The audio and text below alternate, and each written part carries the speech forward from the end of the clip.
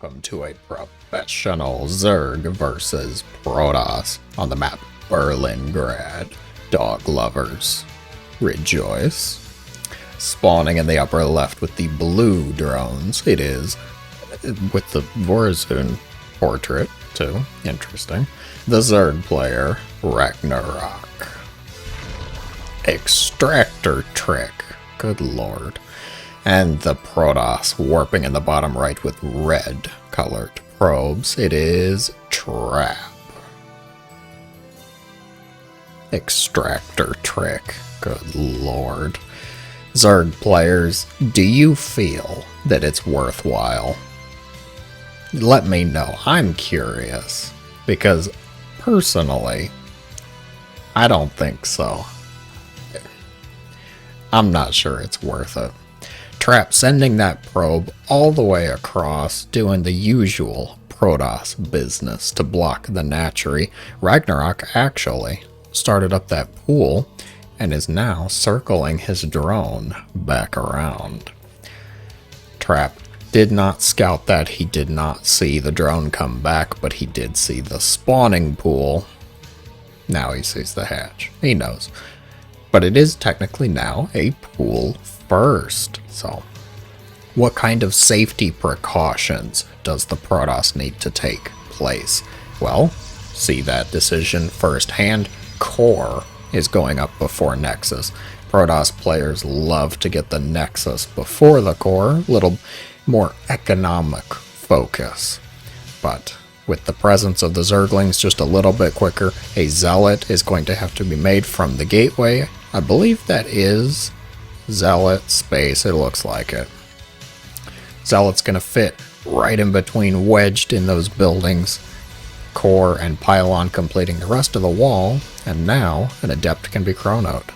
Zerglings, of course, not even actually coming. RagnaroK just made them, just the threat of the Zerglings forced out a Zealot from the gateway and the core before the Nexus. A little bit of mind games going on here, some psychological damage, or if you're the probe, physical damage. Really, RagnaroK, you're gonna let him get away? It's a probe. Don't you know what probes do? They make cannons. And cannons are by far the scariest threat. Just ask any Silver Leaguer ever, right? Adept shading in, probably just for information. I do not expect to see any sort of commitment. And Trap behind this is going for a Twilight Council and a Robo facility instead of a Stargate. Doesn't he know this is the legacy of the Void Ray expansion? Glaive. Okay then. We're going Glaives. Trap going for a Glaive push, which means the Robo is going to very likely be for a Warp Prism. Highly aggressive opener. Can time it down to get some drone kills. But RagnaroK, he knows roaches are pretty good. And very good against Adepts. He doesn't, so he knows about the Twilight. We didn't hear that announcer pack. So, I completely lost my train of thought. Jeez. RagnaroK, he knows about the Twilight, but he may not know that it's Glaives just yet. I don't believe he has seen all too many Adepts. More gateways are being made. The Warp Prism is going to be out very shortly and is rallied right to where Trap is thinking. The main base, huh? RagnaroK actually doing everything he needs to fight this kind of blindly. Drone production was cut close to 40. The third base barely has any at it. And Zerglings are out on the map scouting for some intel. A lot more Zerglings being made. Oh, he sees the Adepts and the Warp Prism. He's got to know.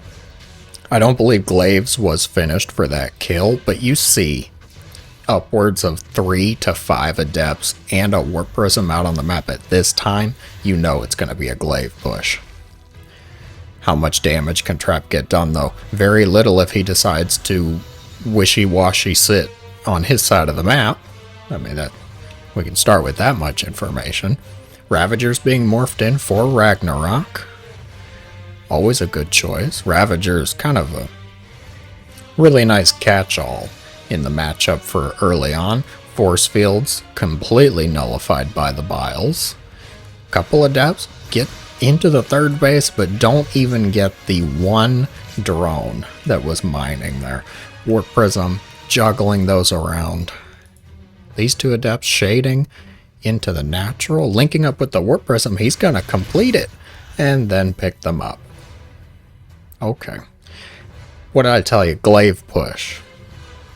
Not really. It's not really a glaive push. He's just harassing with 4 Adepts, just trying to force out maybe a large group of Zerglings, some Roaches, which RagnaroK does have out on the map. Single Zergling. Sorry, Zerg players, that you had to see that. Like I was saying, it forces out a lot of army units from the Zerg player, but at the same time, RagnaroK was kind of making all of these anyways. I don't think he actually kind of planned to drone very heavily at the third base, which still, just now, is going to be getting some drones. Those Adepts did pick off 4 drones in that little skirmish there, and behind this trap has not been idle. He's been making Immortals a very good choice. However, getting caught out on the middle of the map by a large group of Zerglings is not ideal. Ravagers opening up the force fields, Immortals getting completely surrounded, the right one falls, Warp Prism might be able to save the rest. Looking pretty good. The amount of Adepts cleans up the amount of Zerglings rather easily. And now, Trap gonna get some payback, some immortal aggression. We'll see if their names are actually true or not. Picking up at throwing those roaches, some, professional wrestlers. Do we have John Cena music? I don't think we can really do that. But it's the sentiment that counts. Roach speed gonna be made now. These Immortals actually being rather annoying against the drone line. Not much else, but, goes into the main base. Can get some damage done here. Both Immortals are looking a bit low on health. They definitely need a bit of a pick-me-up medevac for Immortals, which is just kind of an SCV now that I think about it. But there are no SCVs on this map. There's no possibility of them getting repaired. Trap's third base complete. Nice little pylon walkway into the battery here, and both players are in their respective corners. Perhaps a couple quiet minutes to talk about this Baneling nest. Quiet? No, guess we're not having a quiet minute or so. Immortal, Sentry, really a Sentry Immortal push? What year is this? It's 2010. Haven't seen this build used very much because of those Ravagers. Force fields just do not get the same amount of value that they used to. Zerglings getting on top of some Adepts, probably not ideal, but going fairly well so far. Protoss forces are dwindling. Trap gonna have to back it up. Oh, looks like an Adept got into the natural, and she's gone, just like that, in an instant. 4 drones died. Not too shabby for one Adept, I must say.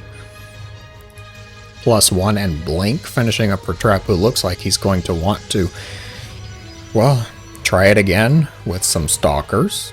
Speaking of Stalkers, Overseer makes it out with an inch of his life remaining, and a Spire is on the way for Mr. RagnaroK. Okay then. Trap just continuing this ground-based pressure. I'm very surprised. Normally you would see at least a Stargate at some point. I mean, how do you even play this game without Void Rays anymore? Void Ray into Carrier, into Cannon? Ugh. That's just the Protoss meta summed up at this point. I love seeing ground-based Protoss compositions. It just doesn't feel like they're as useful. Prove me wrong, Trap. Prove me wrong right here and now. 4 Immortals and a lot of Blink Stalkers. Good force fields, but going to be canceled out right away. Biles everywhere on top of the army. Some do connect, most do not. Some slow lots trying to saunter their way on top of the Roach Ravager, but not going to happen. Probably in a million years. And now we're done. Okay. Just walk into that, Stalker, will ya? Behind this, a Robobay is finishing up for Trap, who I would say should go into Disruptor, but that's a lot of Lings in production. Colossus might be more beneficial because you already have a decent number of Immortals to deal with all of these Roaches. Plus there's Banes coming. Charged Zealots are going to be absolutely worthless. He is going into Colossus and Thermal Lance. I like it. I like Colossus. It's a bit less micro-intensive than the Disruptor. And considering the Disruptor's attack, it's probably a little more reliable damage. However, you know what else is reliable damage? This entire Zerg army. This game so far has been a course of Trap trying multiple ground-based attacks, and RagnaroK has deflected them all. Now ready to punch back, the Blink Stalkers moving around the force fields, picking off a few Roaches, a few Ravagers. A lot of Banelings though. Force fields and Stalkers forcing the Banes into the battery. Battery overcharge going to be denied, and Colossi are out on the field now, being swarmed by the Roaches. One is at red health, going to be picked off. Immortals surrounded, but the Blink Stalkers cleaning up that army in the top side, forcing the Zerg back. RagnaroK on the run. Run, Narok. Who's also going to Hive. Ooh. Vipers. Definitely gonna need some Vipers here. Colossi. Very vulnerable to Vipers, and Trap is continuing the production of Colossi, meanwhile hunting down Roaches to the ends of the earth on this map. I'm not sure Charge is a very good upgrade though. RagnaroK's been really leaning on the Roach Baneling style. Why no Lurkers? Lurkers, I mean, it is working for RagnaroK so far. Let's look at the numbers. Not exactly efficient, but I don't think he's supposed to be efficient with this composition. He's been trying to batter down the Protoss' third base. Trap barely hanging on, though. RagnaroK is just... Are you trying to bile a...